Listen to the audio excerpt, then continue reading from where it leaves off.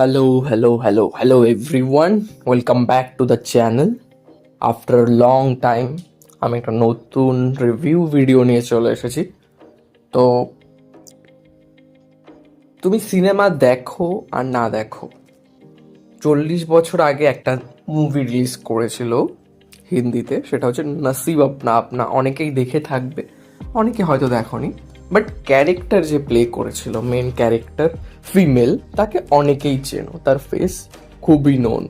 But সে মাঝে প্রায় অনেক বছর কোনো মুভিজ করেনি, তো রিসেন্টলি সে আবার ব্যাক করেছে।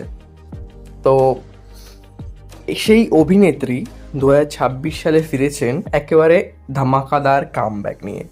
তামিল সিনেমাকে দিয়েছেন বছরের সবচেয়ে বড় ব্লকবাস্টার। মাত্র 9 কোটি টাকার বাজেট, আর প্রায় আয় হয়েছে 80 কোটির বেশি। মানে বুঝতে পারছো, প্রায় 800%-এরও বেশি প্রফিট। সিরিয়াসলি, ক্যালকুলেটারের হাল ছেড়ে দেবে। কয়েক ঘন্টা আগে এই সিনেমাটা হটস্টারে হিন্দি ডাবিংয়ে রিলিজ হয়েছে, আর দেখার পর একটা কথাই মাথায় এসেছে, ইস, বলিউড যদি এমন কিছু বানাতে পারতো।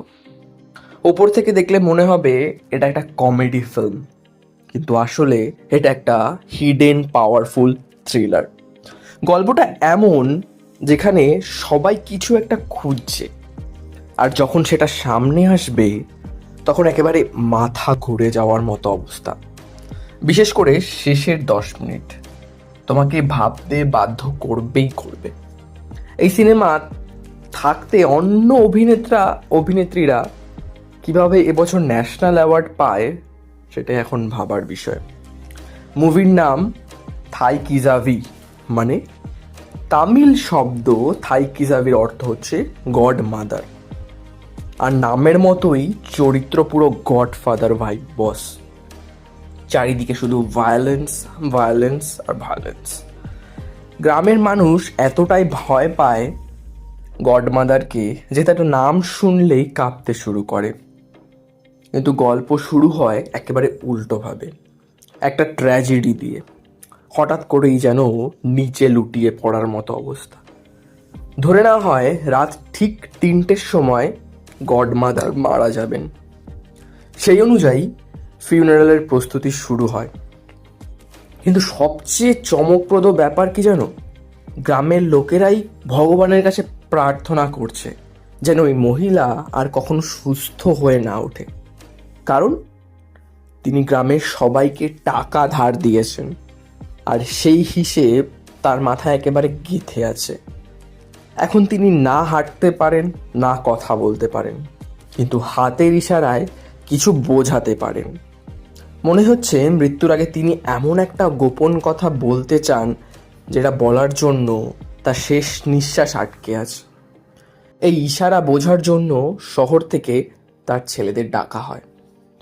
আর এখান থেকেই সিনেমা একেবারে ড্রামাটিক থেকে সরে গিয়ে ঢুকে পড়ে টান টান সাসপেন্সে।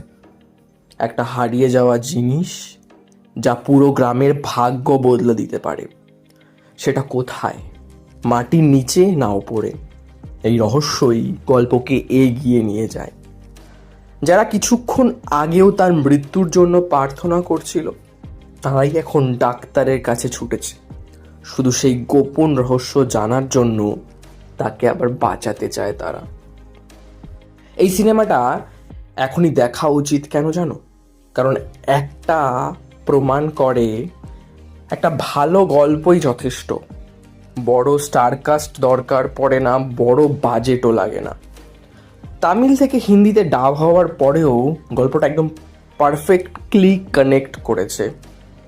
এতটাই রিয়েলিস্টিকভাবে শ্যুট করা হয়েছে যে মনে হবে এরা কোনো অভিনেত্রী নয়, এরা যেন আমাদের নিজের গ্রামের মানুষ।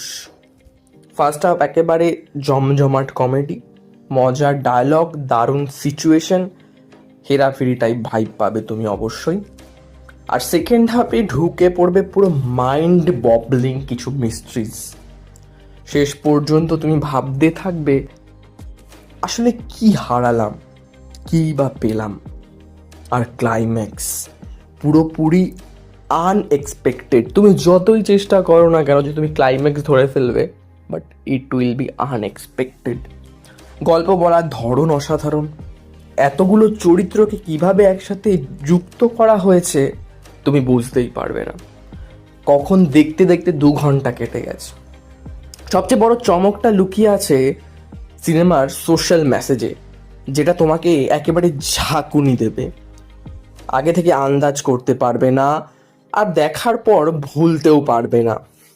আমার মতে এই সিনেমা পাবে 5-এর মধ্যে 4 রেটিং, বিশেষ করে রাধিকা ম্যামের একক অভিনয়ের জন্য। একেবারে outstanding. Humour, mystery, story telling, climax সব কিছুই প্রায় পারফেক্ট। সিরিয়াসলি, শুধু তার অতীত নিয়ে আলাদা করে একটা সিনেমা বানানো যায়। মিস করো না। এটা 2026 সালের সেরা ফ্যামিলি এন্টারটেইনারদের মধ্যে একটা। হিন্দি ডাবিংয়েও ইমোশন পুরো ফিল করতে পারবে তুমি। 2.5 ঘন্টা পুরো খাঁটি সিনেমা। টেক কেয়ার, ভালো থেকো, সুস্থ থেকো, আর সাবস্ক্রাইব করে নিও চ্যানেলটা এরকমই আপডেটসের জন্য।